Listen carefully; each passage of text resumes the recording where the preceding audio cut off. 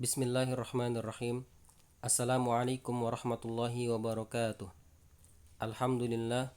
Wassalatu wassalamu ala rasulillah wa ala alihi wa ashabihi wa mawalah amma ba'du.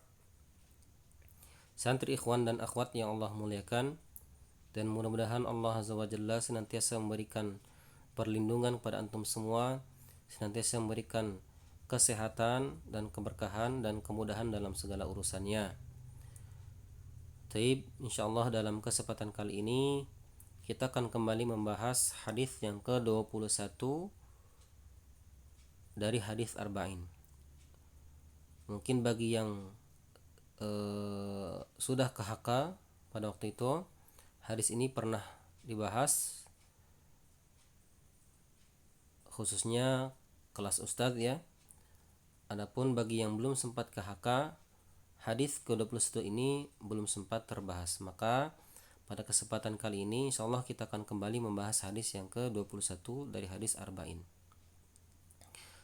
Bunyi hadisnya, bismillahirrahmanirrahim. An Abi Amr wa qila Abi Amrah Sufyan bin Abdullah radhiyallahu anhu qala qultu ya Rasulullah qul li fil islami qawlan la as'alu anhu ahadan ghairaka. Qala qul amantu billahi thumma istaqim. Rawahu Muslim. Hadisnya dari Abi Amr, wakila, dan ada juga yang mengatakan Abi Amrah Sufyan bin Abdullah, semoga Allah meridainya.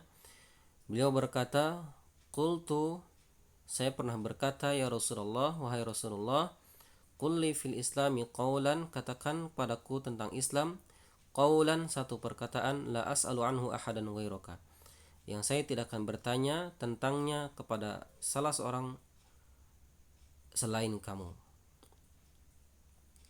Qul amantu billahi thumma istaqim, katakanlah amantu billahi, saya beriman kepada Allah, thumma istaqim, kemudian istiqomah.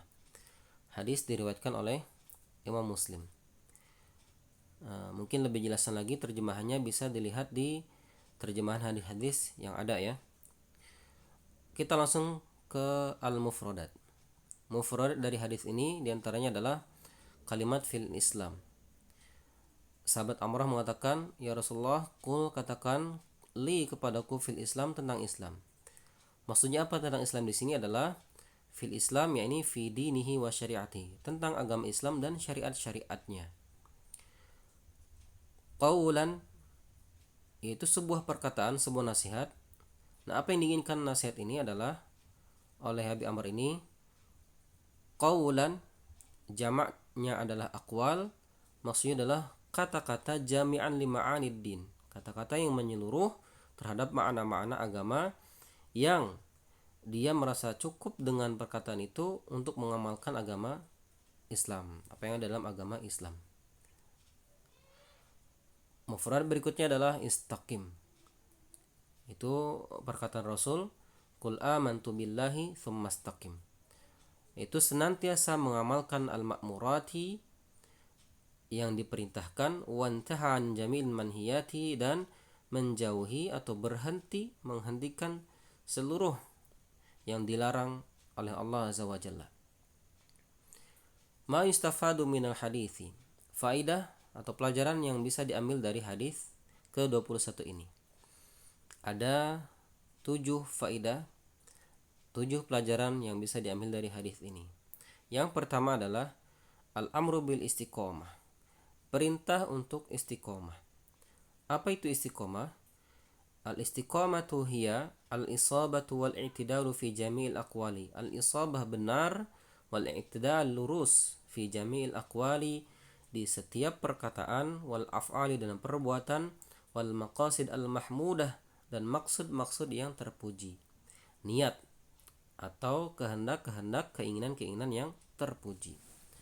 Jadi makna istiqomah ini adalah senantiasa berada dalam kebenaran, kata-katanya, perbuatannya, atau bahkan niatnya itu selalu dalam koridor yang lurus berdasarkan syariat Islam. Yang kedua, pelajaran yang bisa diambil adalah ijtinabul muharramat, menjauhi segala hal-hal yang diharamkan, wa jami'i ma kana mukhalifan li syariah, dan seluruh hal-hal yang mukhalifan, menyalahi, menyelisihi, menyimpang dari syariat agama Islam. Entah itu qaul, entah itu berupa kata-kata, perkataan, au fi'lin atau perbuatan, au i'tiqad atau akidah atau sebuah keyakinan. Itu ya, selain menjalankan atau senantiasa benar, juga menjauhi segala hal yang dilarang. Yang ketiga adalah jawazul fatwa, bolehnya berfatwa atau memberikan jawaban ijmalan, secara ijmal, secara umum. Idza kana al-insanu, apabila orang-orang secara umumnya atau khususnya yang diberikan jawaban atau yang bertanya itu yafhamuha biduni tafsil, memahaminya tanpa harus ada penjelasan rinciannya. Jadi ada kalanya kita ditanya oleh seseorang, kemudian kita boleh menjawab secara umum dengan catatan kita tahu betul orang yang bertanya ini dia tidak butuh rinciannya, sudah paham. Tapi kalau misalkan kita tahu bahwa orang ini tidak akan bisa memahami jawaban kita kecuali secara rinci, maka wajib menjawab secara rinci, apalagi masalah syariat gitu ya. Namun di sini tentunya Rasulullah SAW tahu betul siapa yang bertanya. Maka di sini Rasul memberikan jawaban secara umum saja. Katakan beriman pada Allah, kemudian istiqomah. Itu ya. Singkat, padat, jelas dan langsung difahami oleh sahabat Abi Amrah ini.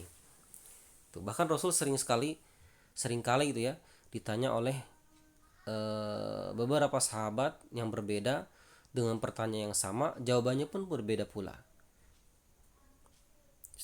sesuai dengan kapasitas yang bertanya. Yang keempat, pelajaran yang bisa diambil dari hadis ini adalah fil hadis, dalam hadis ini isbatul umumi wal amali bima yashtamilu alaihi, menetapkan kaidah umum dan melaksanakan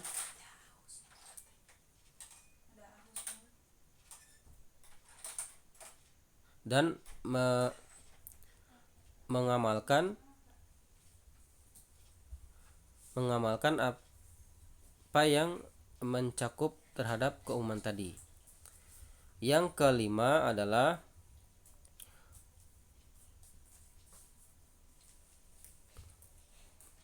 hirsus sahabati ala su'ali amma yanfa'uhum fi dinihim wa dunyahum. Itu bentuk perhatian sahabat untuk bertanya terhadap apa yang bermanfaat terhadap agama dan dunianya. Yang keenam, bahwa iman pada Allah Azza wa Jalla la yakfi anil istiqamah, tidak cukup istiqamah, bal la budda min imani billahi, akan tapi harus min imani billahi, iman kepada Allah, wa istiqamah ala dinihi, dan istiqamah terhadap agamanya, itu syariat-syariatnya. Yang ketujuh,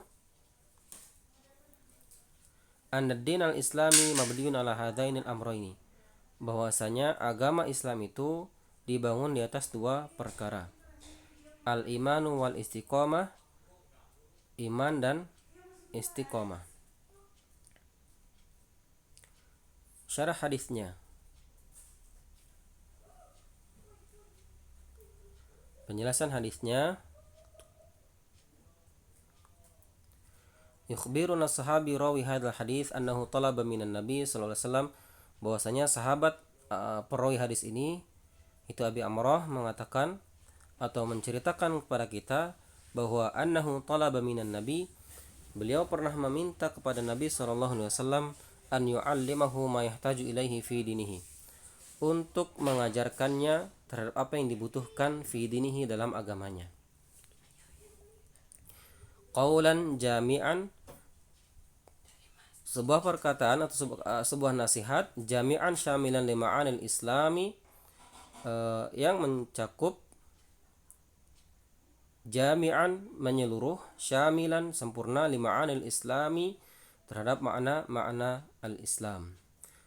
Kata-kata yang wadih, yang jelas, jalian, jelas ya, sama la yahtaju ila tafsir, yang tidak membutuhkan penjelasan tafsir, kafian la yahtaju ma'hu ila su'ali ghairihi, yang sekiranya kata-kata tersebut atau nasihat tersebut tidak membutuhkan lagi untuk bertanya kepada yang lain. Artinya cukup jawabannya dari Rasul dan dia faham untuk mengamalkannya. Fa'amarahu Rasul sallallahu alaihi wasallam bi an yudawama 'alal iman. Maka jawaban Rasul justru memerintahkannya untuk senantiasa bi ayyudawam 'alal iman, senantiasa berada dalam keimanan. Tsumma ya'tadil, kemudian lurus dengan keimanannya, wa yastaqimu, dan istiqomah ala ma yaqtadihi al-iman, terhadap apa yang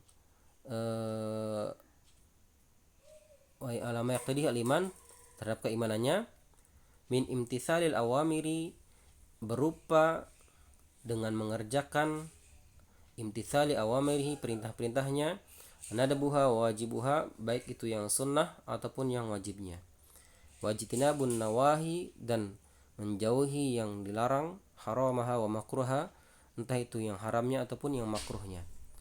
Faidha amala bihadza, dan apabila mengerjakan itu semua, faqad naja wa faza, maka dia akan selamat dan termasuk orang yang beruntung fi dunyahu wa akhiratihi, di dunia dan di akhiratnya. Dan perintah istiqomah ini terdapat dalam Al-Qur'an, firman Allah Azza wa Jalla, innal ladzina qalu rabbuna Allahu tsumma istaqamu fala tatanazzalu alaihimul malaikah alla takhafu wa la tahzanu wa basyiru bil jannati allati kuntum tu'adun, ila akhiril ayah. Maka intinya hadis ini tentang perintah untuk beriman pada Allah, kemudian istiqomah dengan keimanannya. Nah, adapun istiqomah tadi senantiasa berada dalam kebenaran dan lurus dalam semua perkataan, perbuatan, atau bahkan yang terbesit dalam hati kita. Selain senantiasa dalam kebenaran juga selalu berusaha atau menjauhi segala larangan, baik itu yang haram ataupun yang makruhnya. Kadang kita hanya fokus menjauhi yang haram, yang makruh disepelekan gitu, karena merasa itu makruh, kemudian mengerjakannya biasa saja, padahal perintahnya adalah yang makruh pun harus dijauhi. Begitu pula tentang perintah, kadang kita fokus terhadap yang wajib, yang sunnahnya kita abaikan. Yang tidak bagus lagi yaitu kita fokus pada yang sunnah, yang wajibnya ditinggalkan. Ya, seperti misalnya tahajud semalam suntuk, subuhnya malah kesiangan bangunnya. Antum bela-belain tahajud dari jam 1 jam 3 karena subuhnya jam 4 tidur dulu, akhirnya malah bangun jam 9. Nah, itu berarti yang sunnah antum bela-belain, yang wajib justru terabaikan. Tidak seperti itu ya. Tapi di sini ya tadil, seimbang, lurus antara mengerjakan perintah-perintah dan menjauhi larang-larangan. Baik, mungkin itu penjelasan hadis yang ke-21 ini, mudah-mudahan bisa difahami. Adapun kalau tidak ada beberapa hal yang belum paham, bisa tanyakan langsung melalui ustadznya masing-masing. Ya, insyaallah nomornya akan di-share di broadcast melalui grup WA ya. Taib. Dan jangan lupa kerjakan tes pemahamannya. Begitu pula jangan lupa hadir di Zoom, karena barangkali ada beberapa yang tidak tersampaikan di video ini, bisa dilengkapi nanti melalui Zoom. Taib, kita cukupkan penjelasan hadis yang ke-21 ini dan kita akhiri dengan alhamdulillah dan kafaratul majlis. Alhamdulillahirabbil alamin. Subhanakallahumma wa bihamdika asyhadu an la ilaha illa anta astaghfiruka wa atubu ilaik. Wassalamualaikum warahmatullahi wabarakatuh.